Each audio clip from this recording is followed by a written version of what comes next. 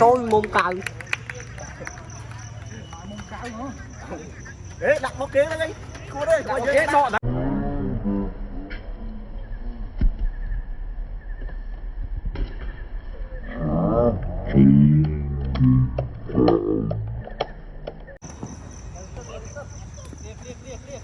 Ô, vọt luôn mà chung em.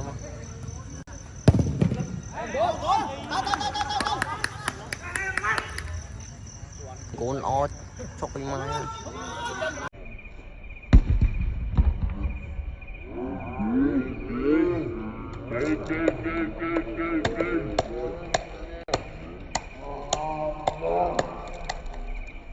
Đá đậu này. Yeah. Trời mà bài ra chơi chơi. Không kêu bóng. Ô, nó bị thế này.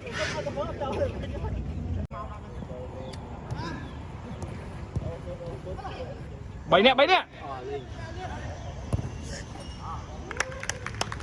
Stop.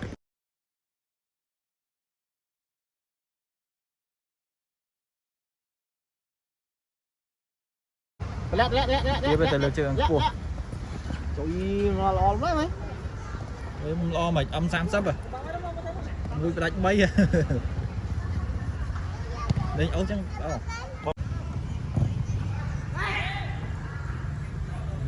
Ôi, đánh mang pi món một gối mừng lại.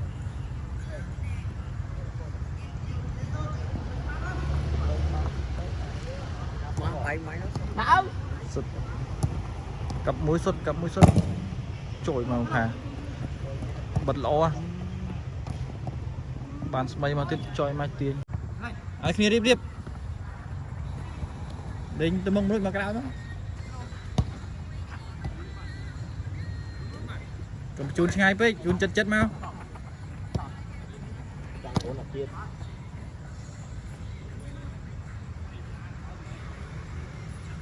Tôi phải lụa khang nó mới đấy. Lụa. Chun ba áo nhá. Giờ ban.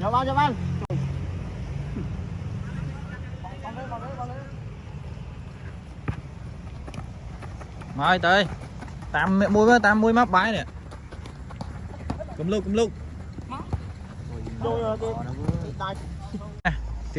Tiếp. Ồ. Mà ai kia mà cam à? Bằng lái cho cả đâu cái tiết. Cái vịt ấu nó cắt đúng không? Ai cả đâu kia hột. Cắt ba mau tưng nha. Mọi thẻ ai sao thằng chắp Alo. Cái này cram, chụp cram. Đây lang. Bà riệp nào.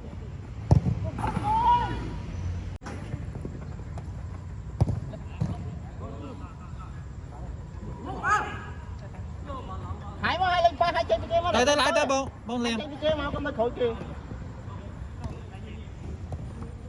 Bạn khai áo sai. Khai cứu chăm à. Chết đấy.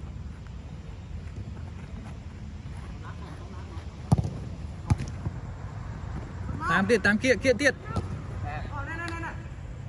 Cái cõi nhá, là vâng ạ. Tờ tê mất nè. Tôi bật ad. Sốt. Ở bên nào ấy, cái này dừng là toàn tê không? Tốt rồi.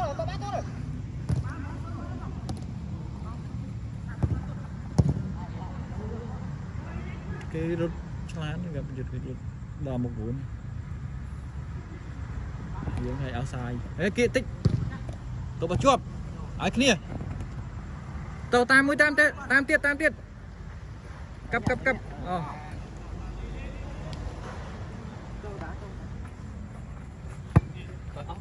Lại tay nơi kia là đôi người anh chị lại.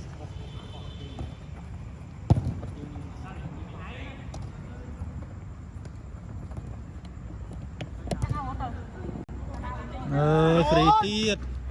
Ủa rồi. Đâu.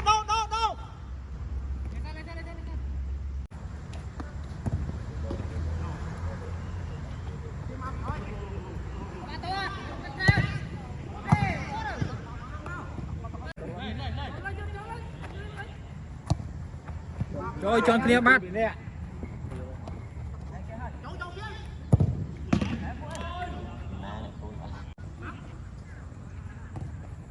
lên mình ở đây là bao nhiêu này Thế bật lên sao bao nhiêu này. Rồi phạt bây giờ.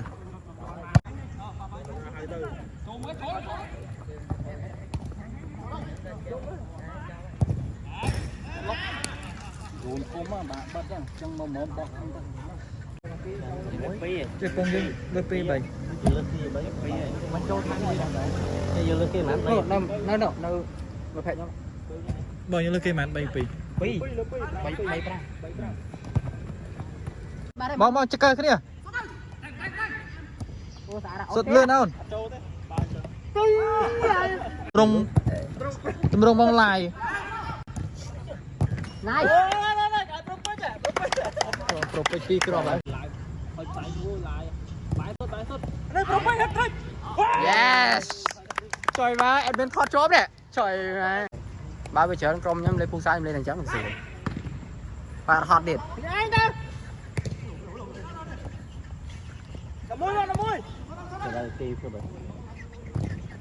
Trời ơi, ổn nữa. Ôi, kia về bạn. Đào bấy bên đây em có được 34 đứa ôi sao muốn có khinh anh than pẹt rồi con lại lên làm đây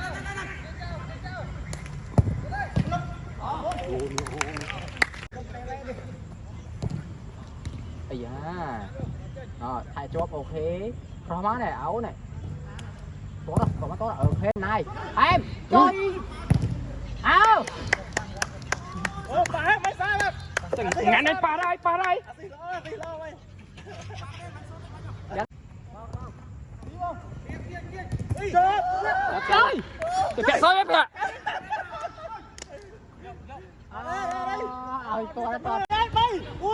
tăng á thôi đó nó bài to rồi có to bài to đi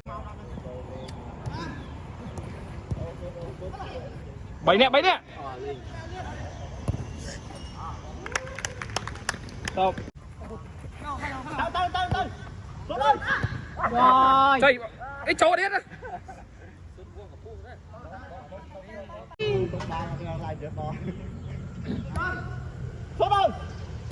xả đâu này yes trời mà bài đây chơi số không kêu bóng ôi là mình đây này máu đập pí sải đến mồm đang nhờ ca mau mán một sốt rồi sốt đi đây kẹo thì kia đâu mấy nhau nhom giờ lắm máu ơi sorry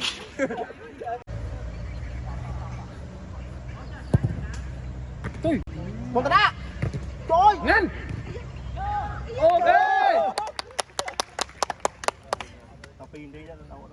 đánh bóng đánh tiếc không tiếc không bóng đánh chân thật trời bây giờ ai mà một đá bây giờ trời ai trời bây giờ ai mà một đá bây giờ trời ai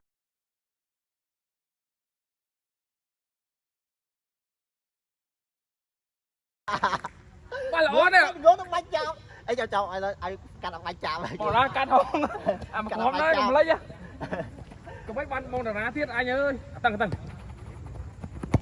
tới xuống đó ngậu nè cho mua về con lấy cà phê con lên lừa mình em mà còn ngán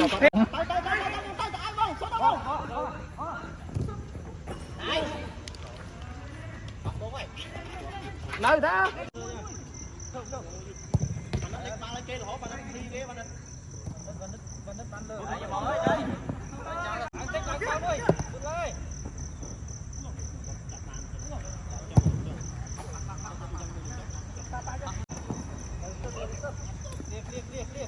ô bọt luôn mà chung em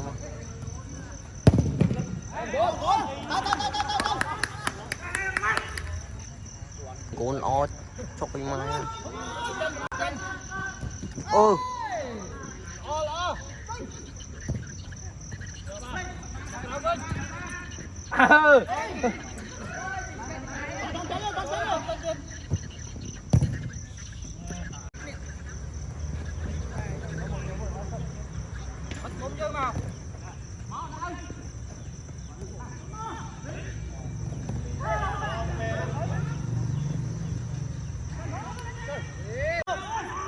bật tích bao khắp bật tích bao rồi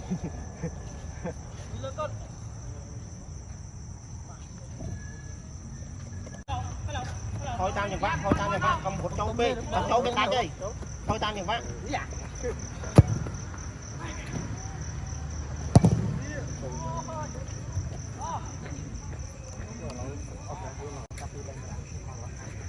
apa lỡ on đối môn áp chảo đây nè áp tế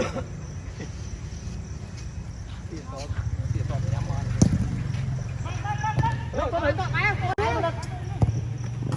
trôi mông cào ê đặt một kia lên đi cô đây đặt một kia nọ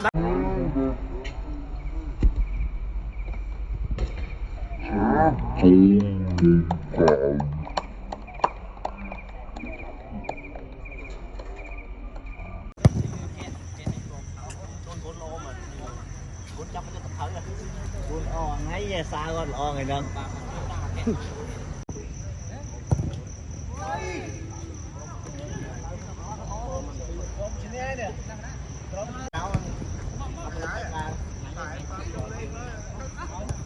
Đại giúp lên nha. Ai đó lên trong được bốn. Tay cái ai ôn. Thở nó đây. Khổ ghê. Còn hai đâu. Tôi mới ôn.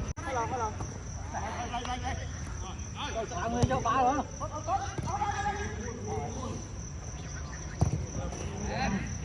Tạt cho cam phía gì. Trời ơi sốt nè.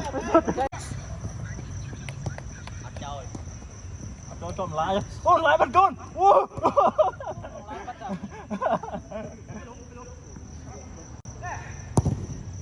lấp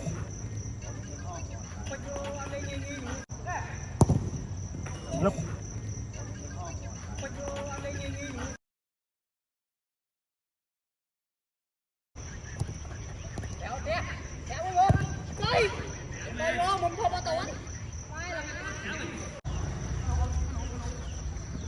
Mọi con ra mau.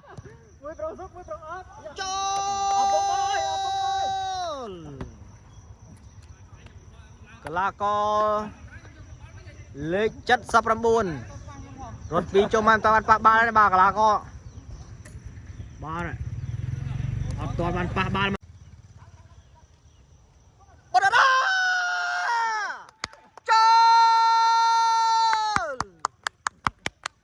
admin Roban crop bala ba kelako lek chất sắp râm buồn tọt bên châu ti đại admin nè chăm ti nơ nâng cần lành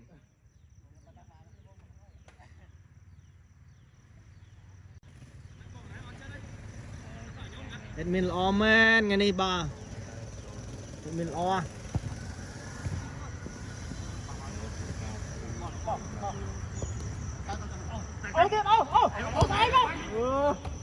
trời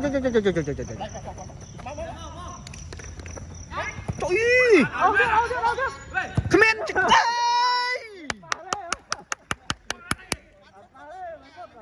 mạch đen lại mạch đen trời ơi lại bò ra bò ra lại bò lên cái đâu rồi squad tôi tập hiệp mà mua được cái thằng kia mình bò lên nhá bò vô luôn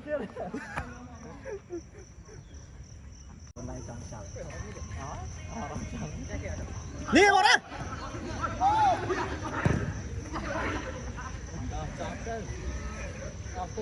rồi ya